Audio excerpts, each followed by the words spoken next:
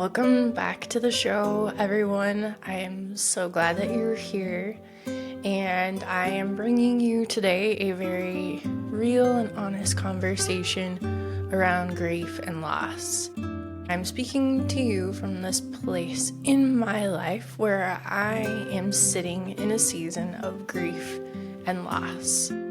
I know there are so many of you that can be able to relate to this experience, and perhaps you're also going through your own season of grief and loss, whether it's losing a loved one who's not going to be here for Christmas this year, whether it's the ending of a marriage or a relationship, or maybe a job that you lost. Maybe you retired and your career is changing in that way. Or is it possible that maybe you're grieving the loss of the way you thought life was going to be, or an identity that you've been holding on to for a very long time that is now suddenly no longer the same?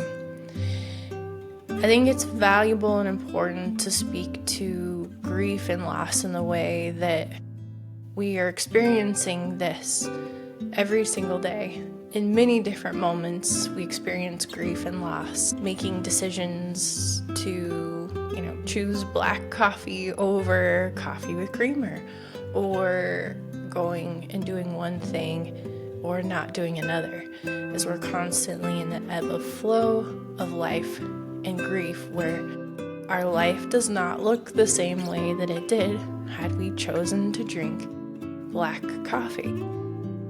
And what happens when we find ourselves in the midst of these seasons of grief is that we want to get back to this place of what we call normal. And a lot of us maybe have either encouraged others or used the words ourselves of, I just want to get back to normal. I just want to get back to the way things were. And this is a very big mistake that we make in these seasons of grief, because there is no going back to the way things were. There is no going back to normal, because that normal does not exist anymore. That whether it's a loved one who's no longer here, or a relationship that's no longer viable or functioning, a job that's no longer there, and an identity that's no longer there, a life that is no longer there, we cannot fall into this place where we say, I want to go back to normal. And I think for me that this is a tough season to sit in, where things in life look very different, very confusing, unsure, lots of questions, and lots of emotions going on with all of that as well, as they do in seasons of grief and loss. But one thing I think that I am drawing strength from and coming in to realize is many different things as I go through this season is knowing that peace in all circumstances does not mean that peace only comes when life looks good for us, or life is going in the direction, in the way that we really want it to, is when we experience peace. And I will be the first one to admit and tell you that, life feels very peaceful when it's going the way that I want it to go, and things are lining up and happening in my idea of timing, or how I think it should be and what would be best. Of course it's easy to feel peace in those seasons, but it's much harder to tap into and to experience peace when things are not going our way, or when we experience some kind of loss within our lives, or we are in the midst of a season of grief. It can be very challenging to choose peace. However, as my wise mentor reminded me very recently, is that peace is unconditional. This means that despite any of the changing external circumstances, experiences, no matter what life is bringing us in the moment, is that peace is unconditional. Therefore, we can choose to have peace even in the midst of life when things are not going the way that we really wanted them to go, or we saw them going. Or when life throws you an incredibly difficult curveball situation to experience as well, is I have the power to choose what I think, to choose how I tap into this state of peace. And I've been diving into a lot of really good books that I will share with you guys. If you check out the Instagram, I will share them there with you. But kind of tapping into this season of surrender and letting go. And I think part of going through the seasons of grief are accepting things as they're happening. So not going into this wanting it to change or looking back into the past wishing things would have gone differently, but accepting the here and now where we are and accepting what has happened, and choosing to pull my mind out of the past and not get stuck in this method of looking backwards, and realizing that looking backwards and trying to paddle up the river is not getting me anywhere. And in fact, what we see that often happens is we get stuck. We get stuck in these experiences, and we're kind of stuck in the midst of the river, using an incredible amount of energy, but finding that we're going nowhere. But what's really incredible is if we can just pull our paddle back up into the boat and allow the river to flow naturally, maybe making slight adjustments here or there, but we just allow the river to flow in its natural rhythm, is how much easier it feels to navigate that. Even when things feel incredibly difficult or we feel confused or lost, is that peace in all circumstances really is surrendering to what is going on and being incredibly present through that. So I want to share a little paragraph from Michael Singer's book, The Surrender Experience, that has really helped put a lot of this into perspective for me. So here's what he says is, I could see that the practice of surrender was actually done in two very distinct steps. First, you let go of the personal reactions of like and dislike that form inside your mind and your heart. And the second, with the resultant sense of clarity, you simply look to see what is being asked of you by the situation unfolding in front of you. What would you be doing if you weren't being influenced by the reactions of like or dislike? Following that deeper guidance will take your life into a very different direction from where your preferences would have led you.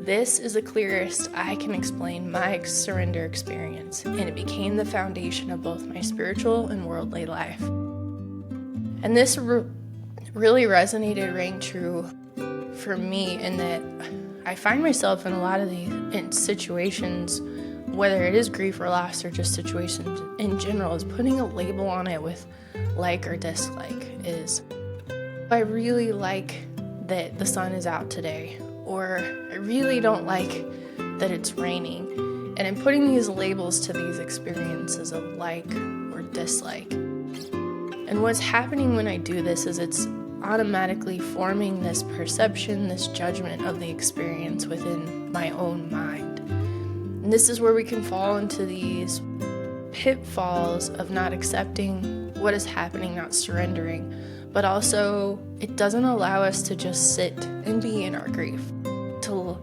live our grief out. Because we are biologically wired away from pain and towards pleasures, of course, our conscious mind is going to do anything that it can to try to make the subconscious mind feel better. And it doesn't like sitting in the seasons, the moments that are uncomfortable, or that maybe have sadness, or they have anger, or they have grief, or resentment, or whatever is showing up in that. Is we're wired to move away from that.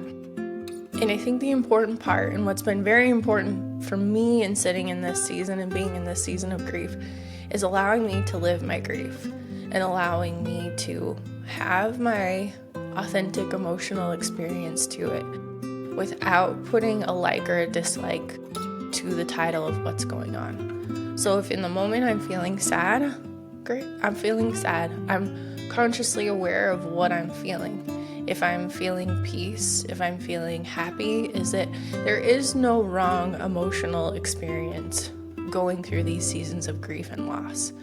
What we do wrong is we don't allow ourselves to do that. We don't allow ourselves to experience the authentic emotions because they can be really uncomfortable. And we have to allow that discomfort to be there. We have to allow ourselves to just witness what's going on and be very present as we're doing that, and realizing that when we don't resist things, when we don't push them down, is that those emotions are going to flow and move naturally on their own. And this is a very important part of going through the grief and loss process, no matter what this looks like for any of us, is that we have to allow those emotions to move. When we choose to resist them, they're only going to get stronger and bigger, guaranteed. When we choose to push them down, to suppress them, which is what most of us do, is push it down, is that it's only going to cause us disease and problems and ultimately feeling depressed because you're not allowing yourself to feel what you're feeling. You've got to allow yourself to live your grief. You've got to allow yourself to not fall into this ideal that you need to get back to normal, to hurry up and get back to normal, because you have to figure out what life looks like in the here and now that things are different, and now that life probably looks different than what you thought it was going to. The other part of this I think that is really important, it's been helpful for me moving through this season of grief as well, is finding a purpose.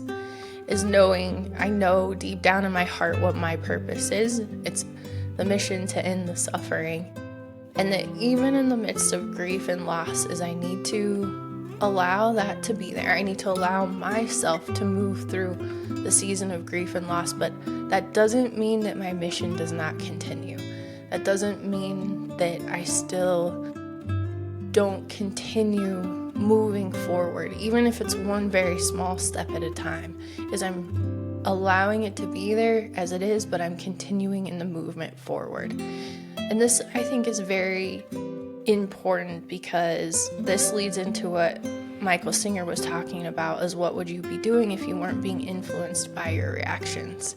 Is how would you be maybe showing up differently in this season of grief if you weren't influenced by the like or dislike? And understanding that these seasons of grief and loss are some of our biggest growth and expansion seasons, the ones where we are really challenged to just surrender and let go, is where we see exponential growth within ourselves. We see an incredible support system show up, because you are never alone going through these seasons of grief.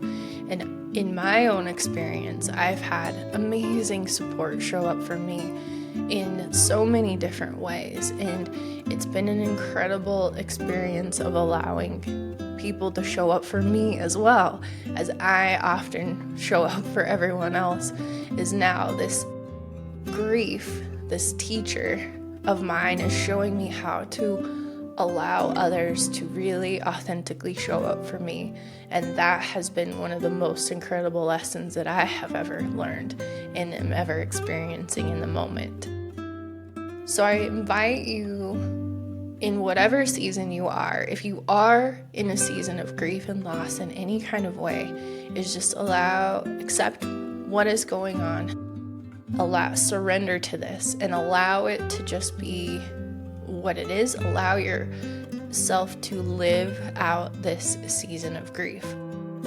I like to use the word season a lot, and I use it for myself and I use it for others that I do work with, is that realizing that nothing will last forever. It's impossible, that everything is changing, and we don't often realize this so simply in the way that the sun rises and the sun sets without us doing anything about it.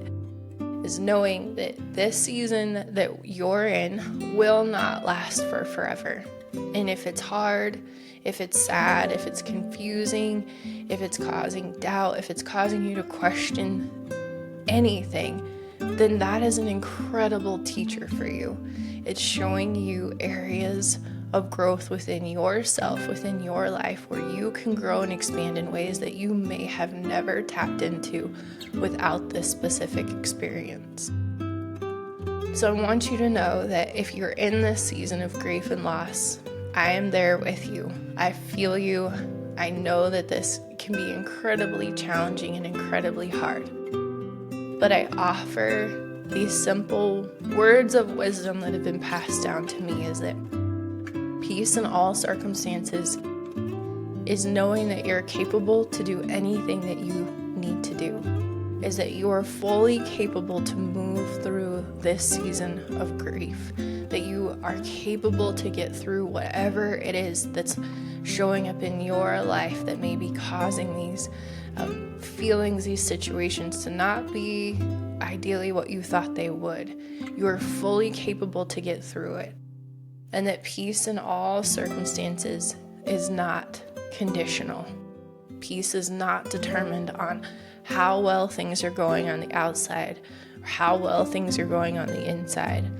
But peace in all circumstances is knowing that you can be okay, you can be at peace through any situation that you have going on, no matter what that looks like for you in your life. And I really genuinely invite you to tap into that peace. And if you're asking yourself the question of like, I don't even know what that feels like, I can't even imagine what that feels like, is perfect. You're in the perfect place, because you have to have a beginner's mind and you have to start somewhere. And I am fully here to help support you or guide you in the right direction, or invite you to start checking out books like The Surrender Experience or Peace in All Circumstances or Fearless Living, things like this, where you can start to learn what this deep state of inner peace really is. And I just invite you so deeply to keep your heart open this season, to allow yourself to feel exactly what you're feeling, to be very consciously aware of what is showing up for you, but you're not pushing it down, you're not resisting it, you're not doing anything with it, but you're just being aware and you just allow it to be there. I am sending everyone so much love and light this season, and I hope that you find those moments of joy, even in the midst of your grief and loss, is finding the simple moments of joy as well, and that you are really open to experiencing this divine journey of life that we are all on. And most of all, knowing that you are not alone, that you never go on this journey alone, that there are people surrounding you and resources to help you move through these very complicated and difficult seasons. I am wishing you a very Merry Christmas and a Happy New Year, and I'm so excited and honored to walk this journey with you. And please, if you are in this season and you need some help, please do not wait to reach out. There are so many ways that you can move through this grief, and it will be your greatest teacher.